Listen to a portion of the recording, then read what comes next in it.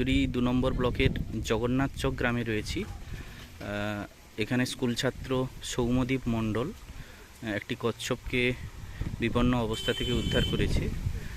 সঙ্গে রয়েছেন আমাদের স্কুল শিক্ষিকা, আমাদের হলুদবাড়ি উচ্চ মাধ্যমিক বিদ্যালয়ের সহকারী শিক্ষিকা মাননীয়া অলকা গিরি ম্যাম রয়েছেন। তো এখানেই আমরা কচ্ছপটিকে রিলিজ করব।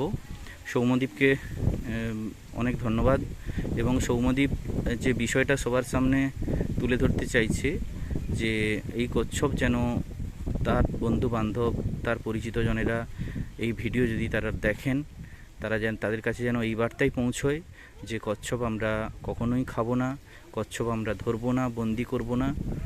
এই বার্তাই সৌম্যদীপ দিতে চেয়েছে। তো সৌম্যদীপকে অনেক ধন্যবাদ।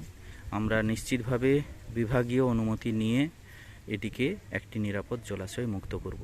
ধন্যবাদ।